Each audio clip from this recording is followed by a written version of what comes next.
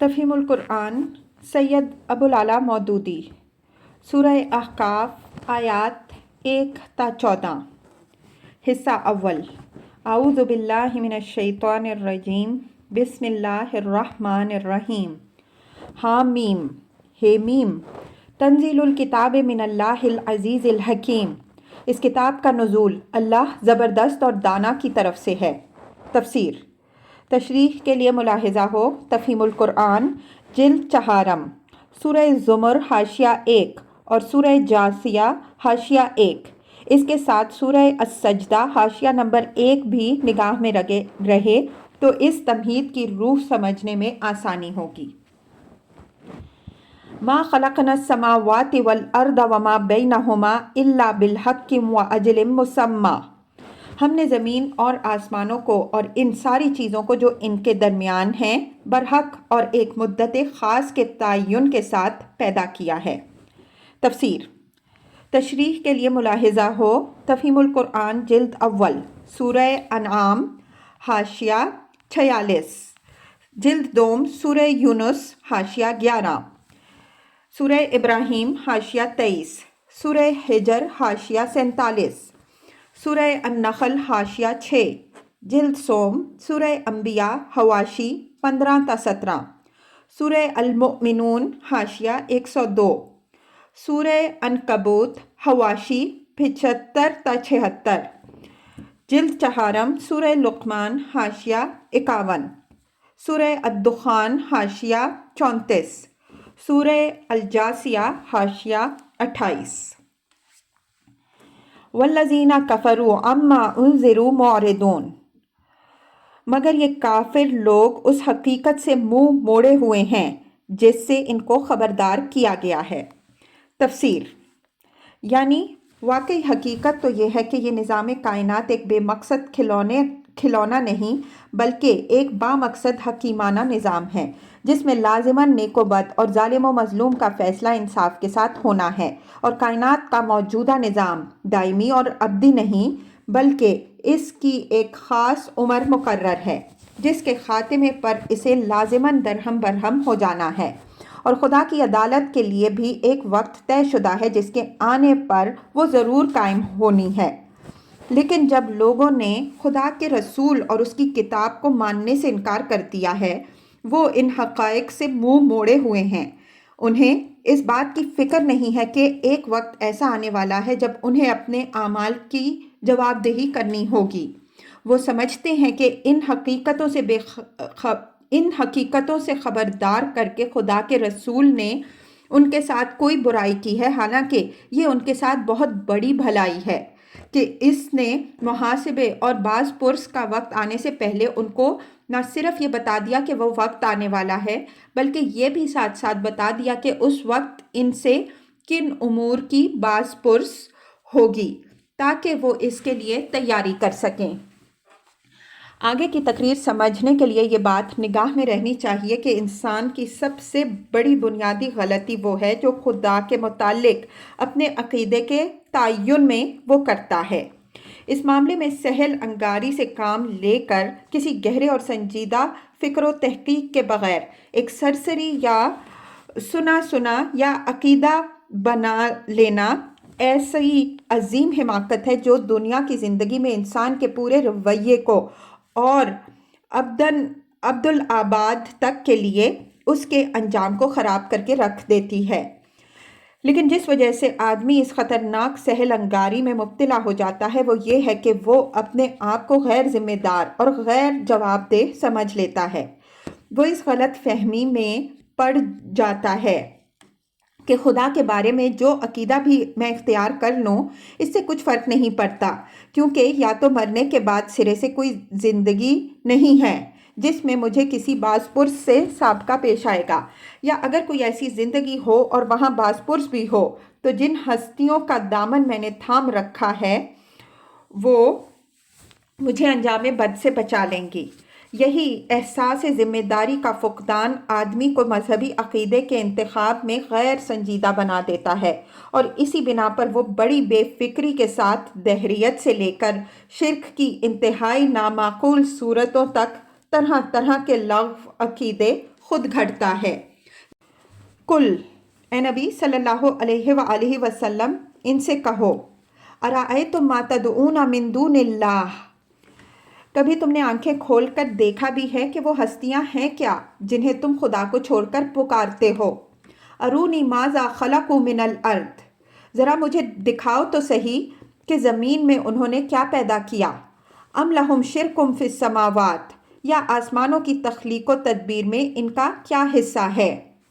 ایتونی بکتاب من قبل ھذا او آثارۃ من علم ان کنتم صادقین، اس سے پہلے آئی ہوئی کوئی کتاب یا علم کا کوئی بقیہ ان عقائد کے ثبوت میں تمہارے پاس ہو تو وہی لے آؤ اگر تم سچے ہو۔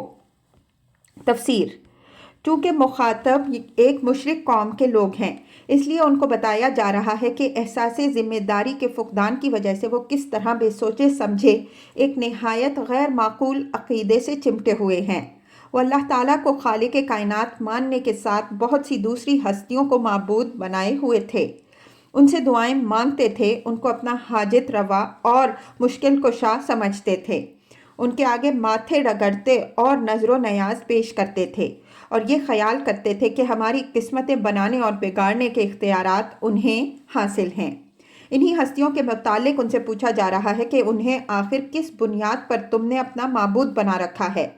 ظاہر بات ہے کہ اللہ تعالیٰ کے ساتھ کسی کو معبودیت میں حصہ دار قرار دینے کے لیے دو ہی بنیادیں ہو سکتی ہیں، یا تو آدمی کو خود کسی ذریعہ علم سے یہ معلوم ہو کہ زمین و آسمان کے بنانے میں واقعی اس کا بھی کوئی حصہ ہے، یا اللہ تعالیٰ نے آپ یہ فرمایا ہو کہ فلاں صاحب بھی خدائی کے کام میں میرے شریک ہیں۔ اب اگر کوئی مشرک نہ یہ دعویٰ کر سکتا ہو کہ اسے اپنے معبودوں کے شریک خدا ہونے کا براہ راست علم حاصل ہے، اور نہ خدا کی طرف سے آئی ہوئی کسی کتاب میں یہ دکھا سکے کہ خدا نے خود کسی کو اپنا شریک قرار دیا ہے، تو لا محالہ اس کا عقیدہ قطعی بے بنیاد ہی ہوگا۔ اس آیت میں پہلے آئی ہوئی کتاب سے مراد کوئی ایسی کتاب ہے جو قرآن سے پہلے اللہ تعالیٰ کی طرف سے بھیجی گئی ہو، اور علم کے بقیہ سے مراد قدیم زمانے کے انبیاء علیہم السلام اور صلحاء کی تعلیمات کا کوئی ایسا حصہ ہے جو بعد کی نسلوں کو کسی قابل اعتماد ذریعے سے پہنچا ہو۔ ان دونوں ذرائع سے جو کچھ بھی انسان کو ملا ہے اس میں کہیں شرک کا شائبہ تک موجود نہیں ہے۔ تمام کتب آسمانی بالاتفاق وہی توحید پیش کرتی ہیں جس کی طرف قرآن دعوت دے رہا ہے، اور علوم اولین کے جتنے نقوش بھی بچے کچھے موجود ہیں ان میں بھی کہیں اس امر کی شہادت نہیں ملتی کہ کسی نبی یا ولی یا مرد صالح نے کبھی لوگوں کو خدا کے سوا کسی اور کی بندگی اور عبادت کرنے کی تعلیم دی ہو، بلکہ اگر کتاب سے مراد کتاب الہی اور بقیہ علم سے مراد انبیاء و صلحاء کا چھوڑا ہوا علم نہ بھی لیا جائے تو دنیا کی کسی علمی کتاب اور دینی یا دنیاوی علوم کے کسی ماہر کی تحقیقات میں بھی آج تک اس امر کی نشاندہی نہیں کی گئی کہ زمین یا آسمان کی فلاں چیز کو خدا کے سوا فلاں بزرگ یا دیوتا نے پیدا کیا ہے، یا انسان جن نعمتوں سے اس کائنات میں متمتع ہو رہا ہے ان میں سے فلاں نعمت خدا کے بجائے فلاں معبود کی آفریدہ ہے۔ وَمَنْ أَضَلُّ مِمَّنْ يَدْعُو مِنْ دُونِ اللَّهِ مَنْ لَا يَسْتَجِيبُ لَهُ إِلَى يَوْمِ الْقِيَامَةِ، آخر اس شخص سے زیادہ بہکا ہوا انسان اور کون ہوگا جو اللہ کو چھوڑ کر ان کو پکارے جو قیامت تک اسے جواب نہیں دے سکتے۔ تفسیر: جواب دینے سے مراد جوابی کارروائی کرنا ہے، نہ کہ الفاظ میں بآواز جواب دینا یا تحریر کی شکل میں لکھ کر بھیج دینا۔ مطلب یہ ہے کہ کوئی شخص اگر ان معبودوں سے فریاد یا استغاثہ کرے یا ان سے کوئی دعا مانگے تو چونکہ ان کے ہاتھ میں کوئی طاقت اور اختیار نہیں ہے، اس لیے وہ اس کی درخواست پر کوئی کارروائی نفی یا اثبات کی شکل میں نہیں کر سکتے۔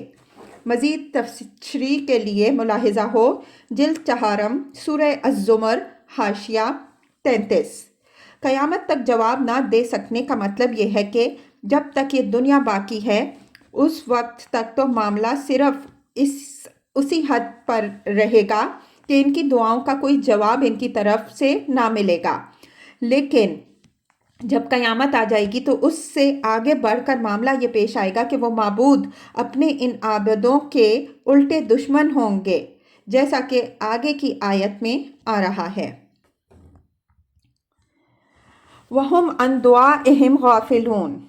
बल्कि इससे भी बेखबर हैं कि पुकारने वाले इनको पुकार रहे हैं। तफसीर, यानी उन तक इन पुकारने वालों की पुकार सिरे से पहुंचती ही नहीं, ना वो खुद अपने कानों से उसको सुनते हैं, ना किसी ज़रिए से उन तक ये इत्तला पहुंची है कि दुनिया में कोई उन्हें पुकार रहा है।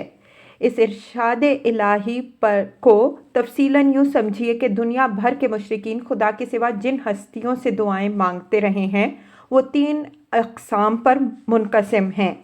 एक, बेरूह और बेअक़ल मखलूक़ात। दूसरे, वो बुज़ुर्ग इंसान जो गुज़र चुके हैं।